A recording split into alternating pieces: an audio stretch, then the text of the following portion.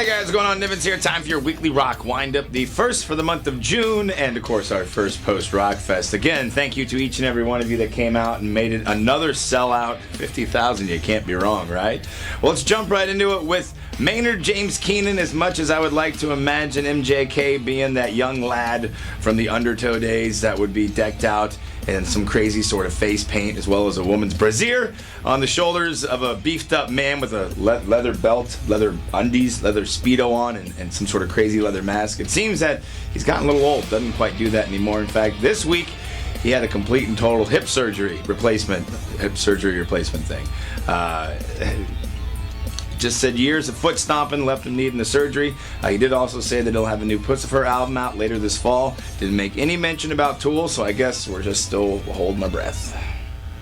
Well, when I say the name Owl Farm in Woody Creek, Colorado, near Aspen, I'm sure some of you know exactly what I'm talking about. That was the compound that Hunter S. Thompson lived in and subsequently took his life in 10 years ago. It's reported this week that his widow, Anita Thompson, is talking about turning the old farm into a museum. No word on when this will happen. I just know this much. When it does, I'm planning a little road trip. Let's do it! Yeah. I'm going to read this one verbatim so I don't screw it up, but it seems that Ian MacKaye, mastermind behind Minor Threat and Fugazi, unearthed a little note, hey, help a brother out note from a young 14-year-old Dave Grohl that said, good thrash. So I was wondering if you could give me some numbers of people to get in touch with, it would help. Thanks, David Grohl. That was something that Grohl penned, again, when he was 14 years old, and for whatever reason, Ian held on to it, so pretty neat story.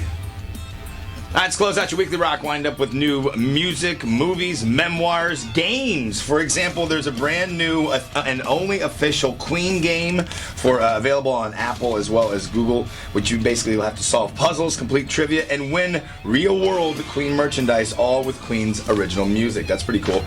Music Box Films has acquired We Are Twisted Sister, the long awaited movie about Twisted Sister's club days, due out in August.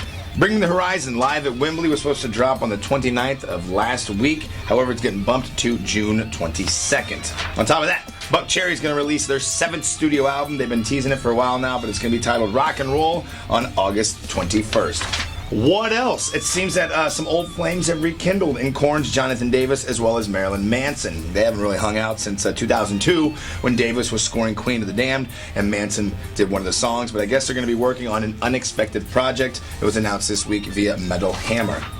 Now this one is kind of up in the air, but I still think it's worth noting, and that is the fact that Noel Gallagher says that Paul McCartney should write Oasis's comeback single. Now this was not just something that was stated out of left field, but I guess McCartney, probably going through the same thing with John Lennon, subsequently missing out on an opportunity to rekindle their relationship, said that basically Liam and Noel need to patch things up and get back together. And Noel said, yeah, just putting that out there. You write us a single, we'll make it work.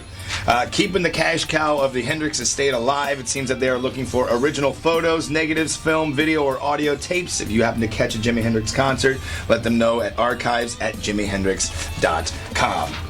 Soundgarden frontman Chris Cornell putting out another solo album, Higher Truth, in September. Then he's going to go on a North American run. As of right now, no stops for Kansas City. Closest will be October 3rd in Salina, Kansas at the Stifel Theater, which I hear is absolutely gorgeous. And this little thing isn't happening until next Sunday. I just want to make you aware of it because we've seen Tyson Leslie perform before. He's a guy that did the Junk Beard Kidnap Band with Corey Taylor, was part of Redline Chemistry when their rhythm guitarist Dave Fighton had to step out. Well, he's moving to Nashville. He's got some things lined up down there, so they're having like everybody who plays music in Kansas City sort of jam. Speaking of Redline Chemistry, they'll be on hand. Samantha and Amanda Fish will be there. 90 Minutes, Alien Nation, Baloney Ponies, John Roy Henderson of KCDC. So the list is pretty big. It's taking place at Knuckleheads on the 14th of June. And from what I understand, it's an all ages thing, just so long as those minors are accompanied by an adult.